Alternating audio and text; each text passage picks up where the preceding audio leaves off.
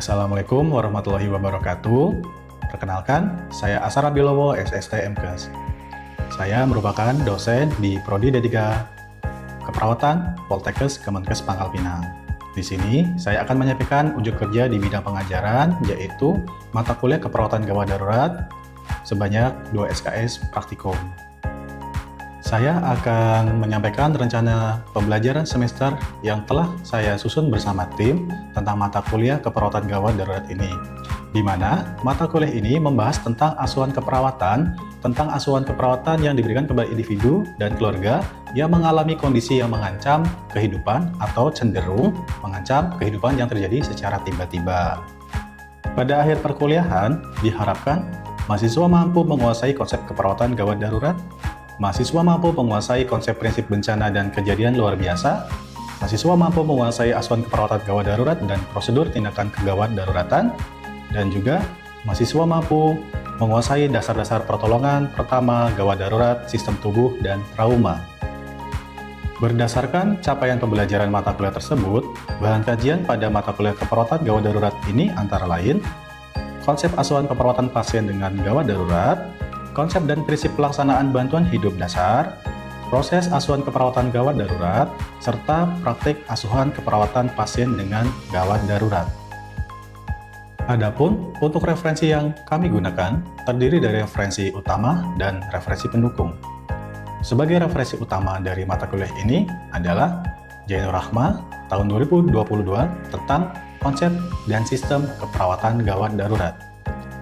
Kemudian Undang-Undang Republik Indonesia Nomor 38 Tahun 2014 tentang keperawatan. Kemudian ada juga Peraturan Menteri Kesehatan Republik Indonesia Nomor 19 Tahun 2016 tentang Sistem Penanggulangan Gawat Darurat Terpadu. Lalu, Nanda Internasional, Diagnosa Keperawatan, Divisi, dan Klasifikasi tahun 2021-2023.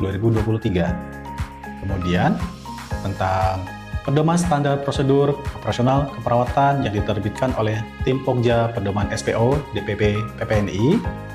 Kemudian, Standar Diagnosis Keperawatan Indonesia yang dikeluarkan oleh PPNI. Kemudian, Standar Intervensi Keperawatan Nasional Indonesia yang telah diberikan oleh PPNI.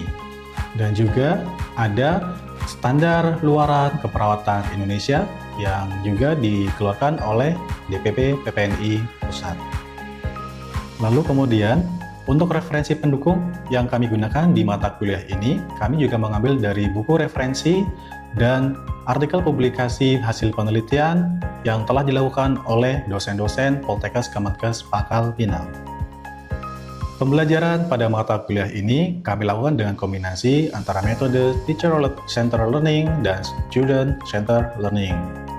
Untuk Teacher-Centered Learning, kami laksanakan melalui penyajian materi menggunakan PowerPoint atau PPT, dan juga dosen mengunggah materi tersebut pada sistem informasi pembelajaran Poltekkes Kemenkes Pangkal Pinang, sehingga mahasiswa akan lebih mudah untuk mempelajarinya dimanapun tempatnya berada.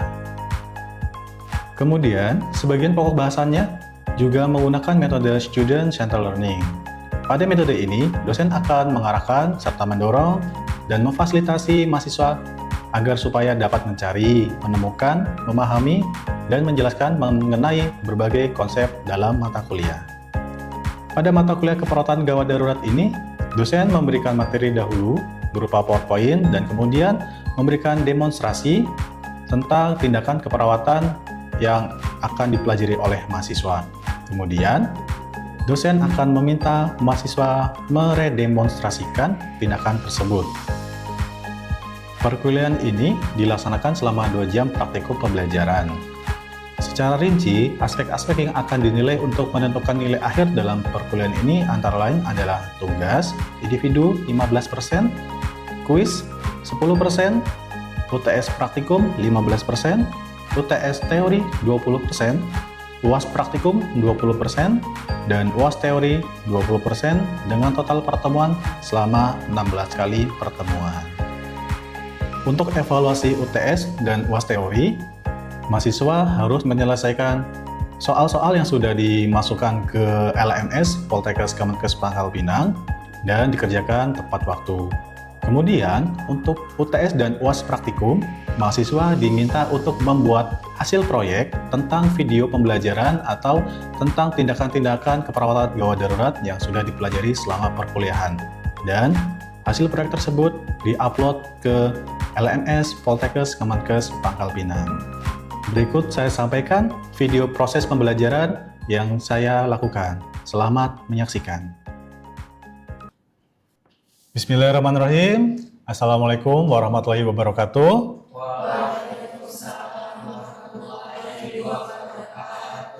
Selamat pagi dan salam sejahtera untuk kita semua.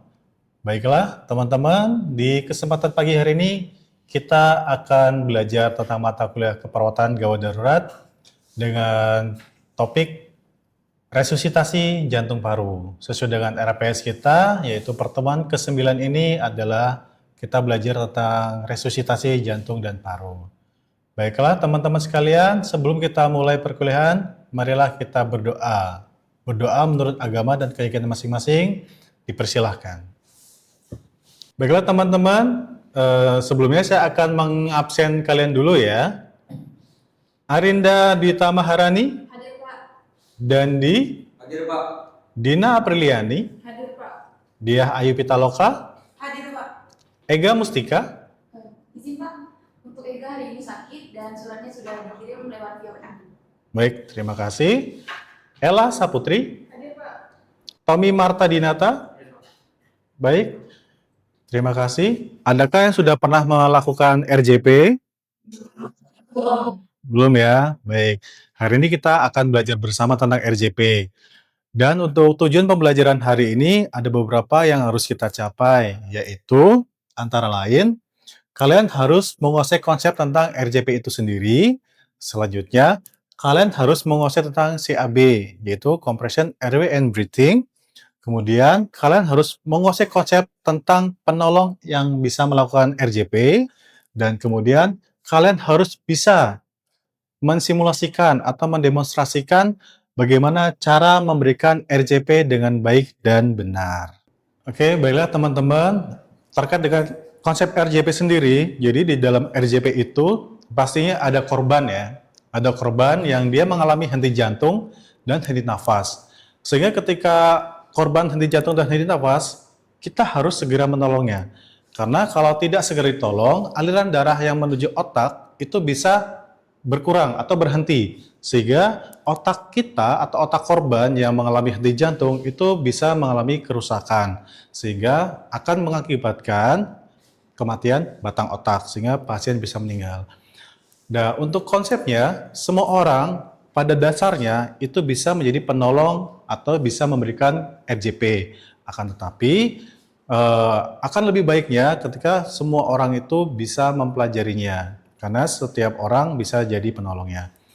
Kemudian, untuk petugas medis itu juga diwajibkan bisa menjadi penolong dalam memberikan RJP. Makanya kalian sebagai calon perawat itu harus bisa memberikan RJP dengan baik dan benar.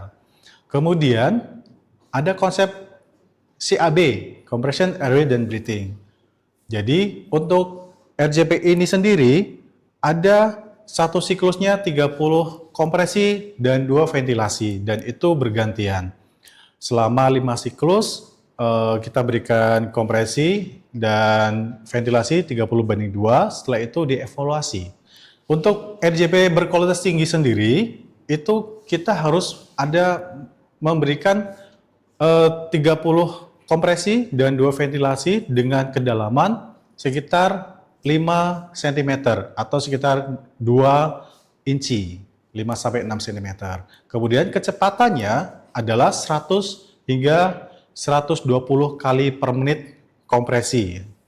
Untuk lokasi kompresi, dia adalah di tengah tulang dada di antara 2 puting. Nah, di situ, di tulang dadanya ya. Jangan di tulang rusuknya. Karena kalau kalian tekan di lokasinya adalah tulang rusuk atau di kosta, itu bisa mengalami fraktur. Pasiennya bisa mengalami fraktur. Kemudian, yang penolong harus lakukan, yang pertama, penolong harus aman ya. Jadi aman diri aman lingkungan, aman pasien. Jangan sampai kita sebagai penolong malah jadi korban berikutnya. Kemudian, kompresi dada kecepatannya adalah 100 sampai 120 kali per menit dengan kedalaman sekitar 5 cm. Kemudian dengan tujuan itu adalah recoil penuh. Recoil penuh yaitu jantung yang kita kompresi itu bisa kontraksi dengan maksimal, kemudian mengembang, dilatasi dengan maksimal. Itu recoil penuh. Setelah itu, 30 kompresi selesai, langsung kita berikan 2 ventilasi. Karena perbandingannya adalah 30 banding 2. 30 kompresi dan 2 ventilasi. Kemudian itu satu siklus. Kita lakukan selama 5 siklus, dan setelah itu kita evaluasi. Cara mengevaluasinya dengan cara kita cek nadi karotisnya ada tidak. Untuk mengecek nadi karotis itu maksimal 10 detik ya. Kemudian penolong juga tidak boleh ya, ada beberapa hal-hal yang penolong tidak boleh lakukan. Antara lain adalah kalau kompresinya itu terlalu cepat, lebih dari 120 kali per menit, itu tidak boleh. Dan juga bisa jadi penolong itu kompresinya kurang dalam, tidak sampai 5 cm. Jadi ketika kompresi kurang maksimal, tidak terjadi recoil yang penuh, tidak recoil penuh. Kemudian lokasi tumpuan, lokasi kompresi itu kurang tepat, bukan di tulang dadanya, tapi malah di kosta atau di daerah abdomen. Itu salah, tidak boleh. Kemudian menghentikan kompresi lebih dari 10 detik, itu juga tidak boleh ya. Karena ketika kompresi berhenti lebih dari 10 detik, kecuali waktu saat pemberian ventilasi ya, itu kalau misal selain ventilasi, kalian berhenti lebih dari 10 detik, itu nanti perfusi di kardiovaskulernya tidak adekuat. Sehingga darah yang menuju ke otak terutama atau ke organ lain itu tidak maksimal, tidak adekuat. Dan juga kalian juga tidak boleh memberikan ventilasi yang berlebihan. Untuk ventilasinya itu kan satu siklusnya dua kali ya. Kalian tidak boleh memberikan 3, 4, 5, tidak boleh. Karena kita sudah ada aturannya 30 kompresi dan 2 ventilasi. Untuk komponen resusitasi jantung paru yang berkualitas tinggi, ini ada beberapa yang harus kita perhatikan ya. Yang pertama, keamanan lokasi. Pastikan lingkungan lokasi yang kita berikan atau yang kita lakukan itu dalam lokasi yang aman. Misalnya kita tidak di tengah jalan, kita tidak di bawah reruntuhan gedung, terus tidak ada aliran listrik yang membahayakan, itu kita aman. Kemudian kita harus mengenali apakah itu serangan jantung atau bukan. Misalnya pasien yang kita temukan atau korban yang kita temukan dalam kondisi tidak sadar, kemudian kita cek nadi karotisnya, ada tidak? Kalau ada berarti dia tidak henti jantung. Kemudian apakah nafasnya tersengal-sengal atau lancar? Kita cek juga. Kemudian jangan lupa cek nadi karotisnya ya, itu maksimal adalah 10 detik. Selanjutnya, kita bisa mengaktifkan SPGDT, yaitu kita bisa meminta pertolongan. Karena kita tidak bisa memberikan RJP itu sebenarnya sendiri. Sebenarnya bisa, tapi tidak maksimal. Karena ketika nanti kita kelelahan, kita harus berhenti. Alangkah baiknya sebelum memberikan RJP, kita aktifkan SPGDT. Sehingga ketika kita melakukan RJP, orang lain itu bisa membantu kita. Karena dengan mengaktifkan SPGDT, penolong lain itu bisa membawa AED, alat bantu yang bisa membantu melakukan kejut jantung, kelistrikan jantung, dan juga alat-alat lainnya. Dan juga penolong bisa membawa penolong yang lain, sehingga kita bisa bergantian. Baiklah teman-teman, untuk lebih jelasnya, kita akan menonton bersama video tentang proses yang terjadi di dalam jantung ketika kita memberikan pertolongan RJP ke pasien. Oke, ini videonya ya. Jadi, di dalam video ini, kita bisa lihat tentang jantung ya. Di situ ada jantung, ada arteri, kemudian ada vena. Ini ketika jantung berdetak normal, dia ada aliran darah yang keluar dari jantung. Ya, karena jantung kita istimewa sekali. Dan kalau tidak berdetak dengan optimal, maka darahnya tidak akan masuk ke organ lain atau dia akan keluar dari jantung dengan optimal. Makanya kita lakukan pemberian pertolongan dengan cara RJP dengan lokasi tumpuan kompresi tangan, kompresi dada, tangannya ada di atas jantung ya, di atas jantung di sini, yaitu tujuannya supaya nanti jantung itu bisa ditekan dengan kompresi yang adekuat dengan kedalaman 2 cm, sehingga jantung itu akan membawa darah ke luar jantung. Tujuan utamanya adalah di otak ini ya, jangan sampai darah yang menuju otak itu berkurang, karena akan bahaya sekali. Baiklah teman-teman, itu adalah materi tentang resusitasi jantung dan paru. Apakah ada yang mau ditanyakan? Silakan. Izin bertanya, Pak. Ya, silakan Tommy. Semisalnya penolong hanya satu, Pak. Terus si penolong merasa kelelahan dan si penolong mau melakukan pertolongan lagi dan melakukan RJP, itu bagaimana ya, Pak? Oke, Tommy. Terima kasih atas pertanyaannya. Tadi pertanyaan tentang satu penolong ya, hanya satu penolong yang memberikan pertolongan pada pasien henti jantung, henti napas. Jadi, RJP itu juga boleh dihentikan apabila yang pertama penolongnya kelelahan, kemudian sudah ada tanda-tanda kehidupan, misalnya ada sudah muncul nadi karotis sudah teraba, kemudian pasien sudah bisa bernapas, kemudian setelah itu ada bantuan datang ya, misalnya ada bantuan dari rumah sakit datang atau PSC 119 datang membawa AED dan lain-lain, kita hentikan RJP. Kemudian setelah itu ada muncul tanda-tanda kematian. Misalnya ada bercak merah di bagian bawah, itu ada tanda-tanda kematian. Kemudian setelah itu ada DNR. Nah, DNR itu adalah do not resuscitation. Jadi dari keluarga sendiri sudah meminta untuk dihentikan pertolongannya. Dihentikan karena ini permintaan keluarga, maka RJP dihentikan. Baik, apakah ada pertanyaan lain? Tidak ada?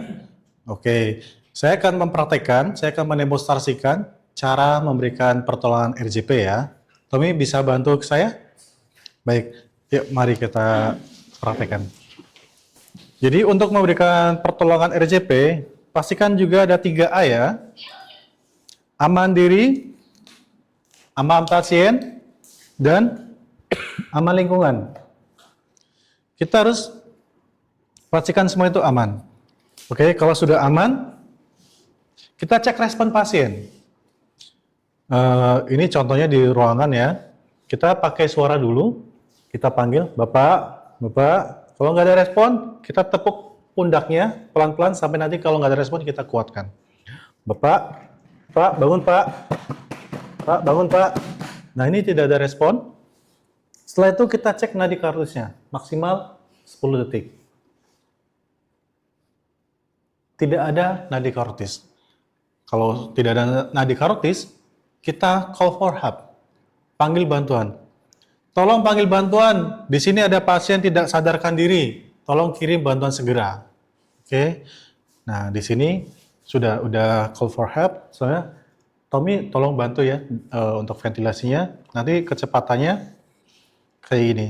Untuk hitungannya 1 2 3 4, 5, 6, 1, 2, 3, 4, 5, 6 ya. 2 kali ventilasi dan saya kompresinya 30 kali. Oke. Silakan. Oke. Untuk lokasi kompresinya di antara 2 puting di tengah tulang dada. Tangan dominan boleh di bawah, boleh di atas, senyamannya kalian. Tapi tangannya saling mengunci ya, supaya tidak geser-geser. Tidak geser-geser. Dan posisi badan di samping jantung. Kemudian tegak lurus ya. Jangan miring kayak gini. Kalau miring gini nanti tidak adekuat. Regolnya tidak maksimal. Jadi badannya tegak lurus. Ini tangan tegak lurus. Kemudian tumpunya adalah di pinggul. Jadi bukan tangan kita yang gerak, tapi badan kita yang naik turun dengan menggunakan berat badan. 1, 2, 3, 4, 5, 6, 7, 8, 9, 10, 1, 2, 3, 4, 5, 6, 7, 8, 9, 2, 1, 2, 3, 4, 5, 6, 7, 8, 9, 3.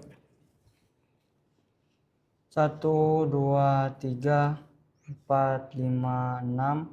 1, 2, 3, 4, 5, 6. Baiklah teman-teman, ini sudah 5 siklus. Setelah itu kita evolusi nadi karotisnya.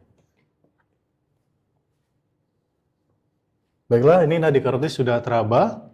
Kemudian RJP bisa kita hentikan ya. Nadi karotis sudah teraba dan pasien sudah sadar. Ada nafas, kita bisa rasakan hembusan nafasnya. Pasien sudah sadar, kita posisikan miring mantap. Untuk posisi miring mantap, Tommy mohon maaf, bisa di sini saya akan mencontohkannya.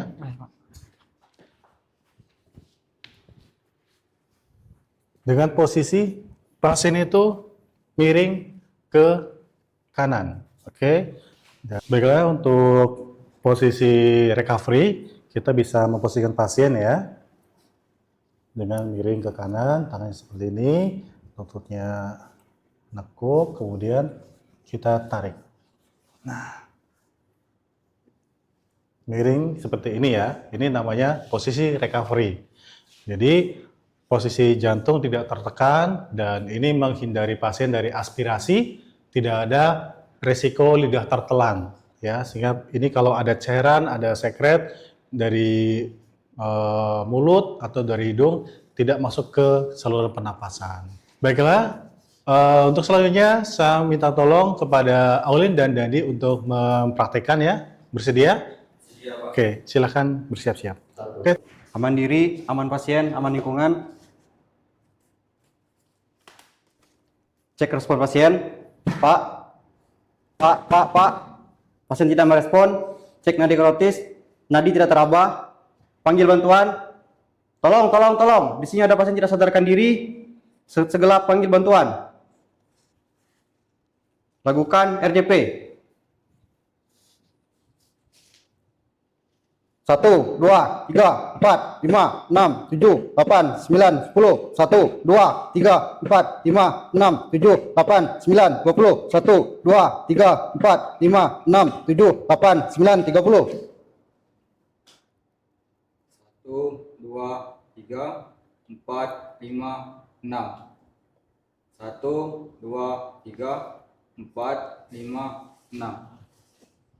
1, 2, 3, 4, 5, 6, 7, 8, 9, 10. 1, 2, 3, 4, 5, 6, 7, 8, 9, 20. 1, 2, 3, 4, 5, 6, 7, 8, 9, 30. 1, 2, 3, 4, 5, 6. 1, 2, 3, 4, 5, 6. 1, 2, 3, 4, 5, 6, 7, 8, 9, 10. 1, 2, 3, 4, 5, 6, 7, 8, 9, 20. 1, 2, 3, 4, 5, 6, 7, 8, 9, 30. Jadi kompresinya agak kuat, 2, full ya. 3, 4, 5, 6. 1, 2, 3, 4, 5, 6. 1, 2, 3, 4, 5, 6, 7, 8, 9, 10. 1, 2, 3, 4, 5, 6, 7, 8, 9, 20. 1, 2, 3, 4, 5, 6, 7, 8, 9, 30. 1, 2, 3, 4, 5, 6. 1, 2, 3, 4, 5, 6. 1, 2, 3, 4, 5, 6, 7, 8, 9, 10. 1, 2, 3, 4, 5, 6, 7, 8, 9, 20. 1, 2, 3, 4, 5, 6, 7, 8, 9, 30. 1, 2, 3, 4, 5, 6. 1, 2, 3, 4, 5, 6. Selanjutnya, lakukan evaluasi, cek nadi karotis pasien. Nadi teraba. Udah, Pak. Lakukan recovery. Baiklah teman-teman, itu tadi sudah dipraktekkan oleh Olin dan Dandi. Apakah ada yang mau ditanyakan? Bapak, izin saya mau bertanya, Ya, silakan Elsie. apa yang terjadi apabila kompresi dinding dada saat melakukan RJP itu tidak adekuat? Baik, Elsie, terima kasih atas pertanyaannya. Tadi tentang kompresi dinding dada yang tidak adekuat ya. Berarti recoilnya tidak sempurna, kedalamannya kurang dari 2 inci atau kurang dari 5 cm ya. Baiklah, apabila kompresi dinding dada tidak adekuat, tidak optimal, tidak recoil sempurna, maka yang terjadi di dalam jantung, darahnya itu tidak keluar dengan optimal. Sehingga darah yang harusnya masuk ke otak dengan maksimal, itu darahnya tidak masuk ke otak dengan maksimal. Sehingga perfusi kardiovaskulernya itu tidak optimal. Yang terjadi, sel-sel atau jaringan-jaringan yang harusnya mendapatkan oksigen, nutrisi, itu tidak mencukupi atau tidak mendapatkan cukup nutrisi dan oksigen. Dan lama-kelamaan akan mengalami kematian sel dan kematian jaringan. Oke, begitu Elsie? Oke. Terima kasih Elsie. Baiklah teman-teman, ada lagi yang mau ditanyakan? Tidak? Baiklah, silakan bisa duduk kembali. Baiklah teman-teman, selanjutnya kita akan mengerjakan kuis.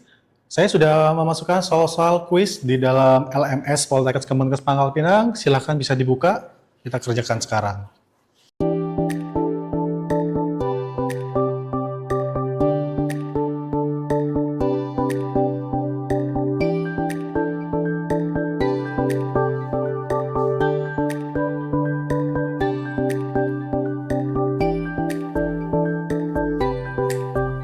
Baiklah teman-teman, kuisnya sudah selesai dikerjakan? Oke, terima kasih. Dan juga ada satu proyek yang harus kalian kerjakan, yaitu proyek membuat video cara pemberian RJP kepada pasien atau kepada korban. Di dalam video itu, kalian berpasangan dengan teman kalian, jadi RJP 2 penolong. Videonya silakan kalian upload ke LMS Poltekkes Kemenkes Pangkal Pinang di mata kuliah keperawatan gawat darurat di pertemuan 9. Saya sudah siapkan di situ untuk link kalian upload video kalian. Oke. Kemudian, adakah dari kalian yang bisa menyimpulkan pertemuan kita hari ini materi tentang apa? Saya, Pak. Baik, silakan Ella. Jadi kesimpulan yang saya dapat, RJP atau resusitasi jantung paru, juga dikenal sebagai CPR, adalah tindakan darurat medis untuk mengembalikan nafas dan aliran darah pada orang yang mengalami henti jantung atau henti nafas.